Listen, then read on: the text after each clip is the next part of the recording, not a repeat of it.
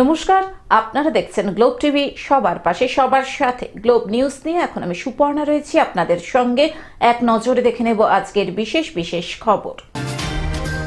বাংলাদেশের নাগরিকদের জন্য মিলবে না হোটেল পরিষেবা। ব্লকের নাম পরিবর্তন করার প্রস্তাব। বিশ্ব প্রতিবন্ধী দিবস পালন।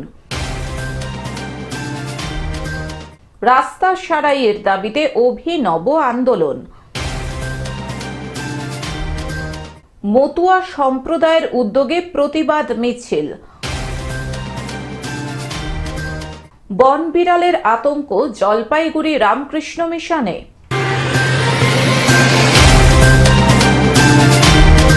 আসছে বিস্তারিত খবরে। বাংলাদেশের নাগরিকদের জন্য মিলবে না হোটেল পরিষেবা। ত্রিপুরার পর এবার বাংলাদেশের নাগরিকদের জন্য মালদা জেলায় মিলবে না হোটেল পরিষেবা। পাসপোর্ট ভিসা থাকলেও ওপার বাংলার কোনো নাগরিককে হোটেলের ঘর দেওয়া হবে না। ইংলিশ বাজার শহরের সমস্ত হোটেল মালিককে তাদের সংগঠনের পক্ষ থেকে এই সিদ্ধান্তের কথা জানিয়ে দেওয়া হয়েছে। ফলে আজ থেকে বাংলাদেশিদের জন্য মালদার হোটেলের দরজা কার্যত বন্ধ হয়ে গিয়েছে। এই সিদ্ধান্তটা এই জন্য নিচ্ছি যে বাংলাদেশ থেকে যারা আসছে, তাদের মধ্যে অনুপ্রবেশকারী হতে পারে এবং অনেক উগ্রপন্থী আতঙ্কবাদীও হতে পারে, যারা আমাদের দেশের ক্ষতি করবে, আমাদের সমাজের ক্ষতি করবে। তো সমাজের দেশের বৃহত্তর স্বার্থের জন্য আমরা এই সিদ্ধান্ত নিতে বাধ্য হচ্ছি। বাংলাদেশের অস্থির পরিস্থিতির জন্যই মালদার হোটেল মালিকরা ত্রিপুরার অনুসৃত পথেই হাঁটলেন বলে মনে করা হচ্ছে।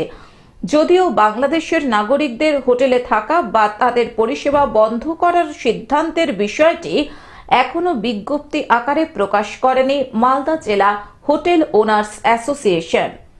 আজকে বাংলাদেশের পরিস্থিতি উত্তাল হওয়ার জন্য আমাদের মালদাতে প্রচুর পরিমাণে অনুপ্রবেশ হচ্ছে এবং আমরা বুঝতে পারছি না যে এই অনুপ্রবেশের মধ্যে কতটা বৈধ এবং কতটা অবৈধভাবে ঢুকছে।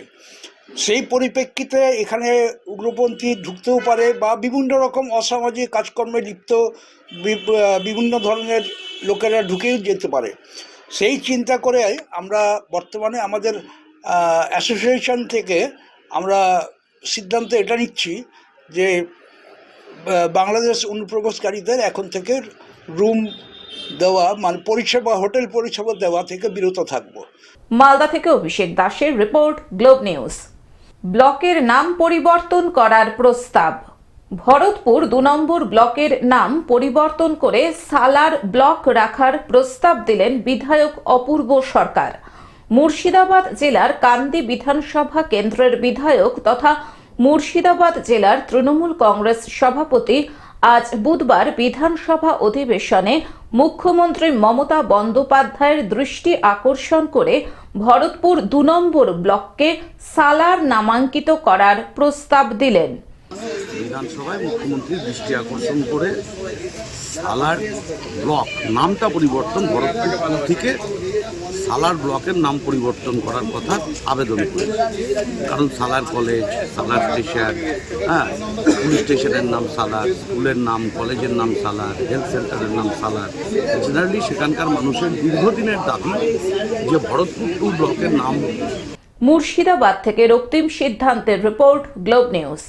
বিশ্ব প্রতিবন্ধী দিবস পালন। বিশ্ব প্রতিবন্ধী দিবস উপলক্ষে গতকাল হুগলির হরিপাল বিধানসভার অন্তর্গত চন্দনপুর গ্রাম পঞ্চায়েতের হারিট হাসপাতালে প্রতিবন্ধী ভাই বোনদের শনাক্তকরণ শিবির অনুষ্ঠিত হলো। সেই সমস্ত মানুষকে যাতে আগে শুনতে পেতে এখন শুনতে পারে না, একটা মানে মানসিক দিক থেকে ভেঙে পড়েছে, যাতে মানসিক দিক থেকে সচল হয়, সেই জন্য আমরা এই প্রোগ্রামটা করেছি। এই শিবিরে উপস্থিত ছিলেন হরিপালের বিডিও পারমিতা ঘোষ, প্রধান জামিরুল হালদার, পঞ্চায়েত সমিতির সভাপতি সুচন্দ্রা ঢোলে অধিকারী সহ অন্যান্য বিশিষ্ট ব্যক্তিবর্গ। প্রথমে এখানে চন্দনপুর গ্রাম পঞ্চায়েতে এসে হরিপাল ব্লকের মধ্যে তো ওনারা যে আজকে আন্তর্জাতিক প্রতিবন্ধী ব্যক্তি দিবস, এই দিনটাকে উদযাপিত করে চন্দনপুর গ্রাম পঞ্চায়েত একদম নিজস্ব উদ্যোগে এই যে ক্যাম্প করছেন নাক কান গলা যারা বধির। হুগলি থেকে কৌশিক ঘোষের রিপোর্ট, গ্লোব নিউজ। রাস্তা সারাইয়ের দাবিতে অভিনব আন্দোলন। বেহাল রাস্তার জমা জলে মাছ ছেড়ে ও বৃক্ষরোপণ করে রাস্তায় বসে অভিনব বিক্ষোভ আন্দোলন কর্মসূচি কুলটি ব্লক কংগ্রেসের। আসানসোল পুর নিগমের কুলটি বড় কার্যালয়ে যাওয়ার রাস্তা কুলটি মিউনিসিপ্যালিটি রোডের বেহাল দশা, আর এই রাস্তা অবিলম্বে সারাইয়ের দাবিতে কুলটি ব্লক কংগ্রেস নেতৃত্ব বিক্ষোভ কর্মসূচির আয়োজন করে। এই বেহাল রাস্তার ওপরে বৃক্ষরোপণ করে ও রাস্তার জমা জলে মাছ ছেড়ে রাস্তায় বসে বিক্ষোভ আন্দোলন কর্মসূচি করা হয়। এই রাস্তাটি গুরুত্বপূর্ণ। এই রাস্তার ওপর দিয়েই বড় কার্যালয়ে যাওয়া হয় ও স্কুলের পড়ুয়ারাও যাতায়াত করে। তাই এই রাস্তা অবিলম্বে সারাইয়ের দাবিতে এই বিক্ষোভ কর্মসূচি করা হয়। যদিও এই বিষয়ে আসানসোল পুর নিগমের মেয়র পরিষদ সদস্য ইন্দ্রাণী মিশ্র বলেন, ওরা জেনে গেছে ওই রাস্তাটির কাজের অনুমোদন হয়ে গিয়েছে এবং রাস্তার কাজ খুব তাড়াতাড়ি শুরু হবে। তার জন্যই ওরা বিক্ষোভটা করেছে, ক্রেডিট নেওয়ার জন্য। কুলটিতে কিছুদিন মানে পুরো আসানসোল পৌরসভার মধ্যে, আমি কুলটির কথা বিশেষ করে বলছি যেহেতু তারা কুলটিতে রোড ব্লকটা করেছে, প্রতিটা ওয়ার্ডে আরএসপি ফান্ডের লক্ষাধিক টাকা, 10 লক্ষেরও বেশি টাকা করে স্যাংশন হয়েছে এবং বিভিন্ন ওয়ার্ডে কাজ শুরু হয়েছে। যে যার যেখানে যা পেন্ডিং কাজ, রাস্তা হোক ড্রেন হোক, কাজ শুরু হয়েছে আরএসপি ফান্ডের থেকে এবং সেই টাকার পরিমাণটা হিউজ। আসানসোল থেকে সৌমিত্র গাঙ্গুলির রিপোর্ট, গ্লোব নিউজ। মতুয়া সম্প্রদায়ের উদ্যোগে প্রতিবাদ মিছিল। 2রা ডিসেম্বর সন্ধ্যায় অল ইন্ডিয়া মতুয়া সম্প্রদায়ের উদ্যোগে বাংলাদেশে সনাতনী এবং অন্যান্য সংখ্যালঘু সম্প্রদায়ের ওপর নির্মম অত্যাচারের প্রতিবাদে নিউ টাউনের গৌরাঙ্গ নগর থেকে ভিআইপি কেষ্টপুর পর্যন্ত একটি মহা মিছিলের আয়োজন করা হয়। আমরা এই প্রতিবাদ, যেহেতু আমাদের এলাকার সমস্ত সম্প্রদায় আমরা সর্বদল নির্বিশেষে আমরা প্রতিবাদ সভা আয়োজন করেছি, তারই এই একটাই আমাদের উদ্দেশ্য, যাতে বাংলাদেশের সনাতনীরা সুস্থ শান্তিতে বসবাস করতে পারে। এটাই আমাদের সারা পৃথিবী জুড়ে, খালি আমাদের ইন্ডিয়াতে নয়, সারা পৃথিবীতে আমাদের এই প্রতিবাদ চলছে সনাতনীর। এই প্রতিবাদ মিছিলে পা মিলিয়েছেন বহু সাধু সন্ত সহ হাজার হাজার সনাতনী। এর জন্য আমরা ভারত সরকারও বলছি, এই আঘাতে যেন আমার বাংলাদেশ হিন্দুরা যাতে না পড়ে। এই বিষয়ে তারা সাংবাদিকদের মুখোমুখি হয়ে জানান, কোনো বিচার হয়নি, সেই বিচার আজ পর্যন্ত হয় না।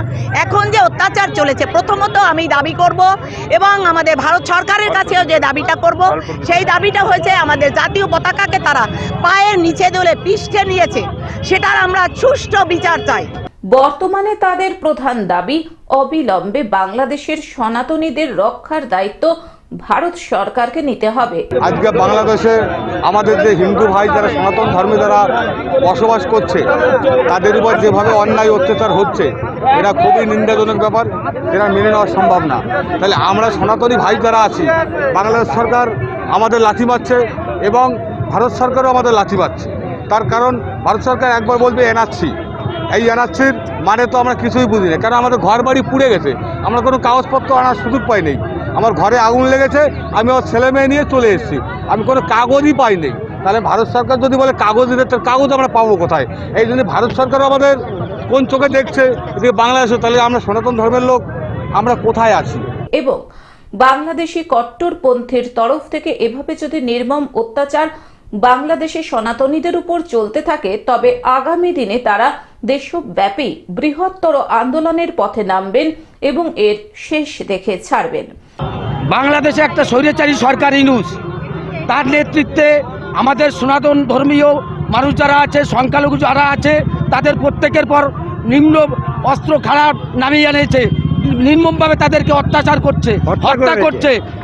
ইসকনের প্রভু চিন্ময় তাকে একটা মিথ্যা মামলায় তাকে জেলে রেখেছে, তার মুক্তির দাবিতে আজ আমরা পথে নেমেছি। নিউ টাউন থেকে অনির্বাণ দত্তের রিপোর্ট, গ্লোব নিউজ। বনবিড়ালের আতঙ্ক জলপাইগুড়ি রামকৃষ্ণ মিশনে। রবিবার বিকেলে অজানা একটি প্রাণীকে দেখে আতঙ্ক ছড়ায় রামকৃষ্ণ মিশন আশ্রমে। আশ্রমের মন্দির ও সংলগ্ন বাগানে ঘোরাফেরা করা প্রাণীটিকে নেকড়ে অথবা চিতাবাঘ ভেবে আতঙ্কিত হয়ে পড়েন আবাসিকরা। বন দপ্তরে খবর দেওয়া হলে বনকর্মীরা এসে জানান প্রাণীটি বনবিড়াল। আহত অবস্থায় থাকা প্রাণীটিকে উদ্ধার করা হয়। চিকিৎসার পর সুস্থ করে ফের জঙ্গলে ছেড়ে দেওয়া হবে বলে জানিয়েছে বন দপ্তর। এই বিষয়ে স্বামী প্রভুরানন্দজি মহারাজ জানান, দুপুরে আমরা এক বড় ধরনের বিড়ালের মতো কিছু দেখলাম। বুঝতে না পেরে বন দপ্তরকে খবর দিই। বনকর্মীরা এসে দেখে এটা বন বিড়াল। আমাদের আশ্রমে ওই দুপুরে আমরা দেখলাম বিড়ালের মতো, কিন্তু বিড়াল থেকে একটু বড় মনে হচ্ছিল। এটা কি আমরা বুঝতে পারছিলাম না। তো ভাবছিলাম যে নেকড়েও টেকড়েও হতে পারে, বাঘের মতো দেখতে লাগছিল। তো তখন থেকে আমাদের মন্দিরের নিচে ঢুকে গিয়েছিল। তারপরে আমরা খবর দিলাম এখানে, মানে যে বন দপ্তরে কীভাবে দেওয়া যায়। আজ রবিবার বলে বোঝা যাচ্ছিল না। তারপরে আমাদের অনির্বাণ বাবুকে খবর দেওয়া হলো, উনি লোকজনকে খবর দিলেন। তো আপনারা তারপরে আসলেন, এখন বন বিড়াল বলছে। তারা বন বিড়ালটিকে নিয়ে গেছে। অপরদিকে গরুমারা বন্যপ্রাণী বিভাগের ডেপুটি রেঞ্জার সুরজিৎ সেনগুপ্ত বলেন, আমরা দুপুরবেলার দিকে খবর পাই, ছবি দেখে বুঝলাম ওটা বন বিড়াল। আমরা এসে সেটাকে উদ্ধার করে নিয়ে যাই। প্রাথমিক চিকিৎসার পরে জঙ্গলে ছেড়ে দেওয়া হবে। এটা হচ্ছে রামকৃষ্ণ মিশনের সিঁড়ির তলায়, মিশনের মন্দিরের তলাতে বসেছিল এটা। কতটা সম্ভাবনা আছে জীবিত মানে বাঁচানোর কি সম্ভব? মানে এখন বিও দেখবে, ভেটেরিনারি অফিসার দেখবে এটাকে। এটা পূর্ণবয়স্ক পূর্ণবয়স্কই হবে সম্ভব। কি মনে হচ্ছে এটা কি জন্তু বা জীব? জঙ্গল ক্যাট এটা। জলপাইগুড়ি থেকে সায়ন সেনের রিপোর্ট, গ্লোব নিউজ। এখন থেকে গ্লোব টিভি দেখুন আপনার স্মার্টফোনেও। গুগল প্লে স্টোর অথবা অ্যাপল স্টোর থেকে ডাউনলোড করুন গ্লোব টিভি লাইভ অ্যাপ এবং জিও টিভি অ্যাপ। এছাড়াও জিও ফাইবারেও গ্লোব টিভি দেখুন। আজকের মতন গ্লোব নিউজ এখন এই পর্যন্তই। দেখতে থাকুন গ্লোব টিভি, সবার পাশে সবার সাথে। নমস্কার।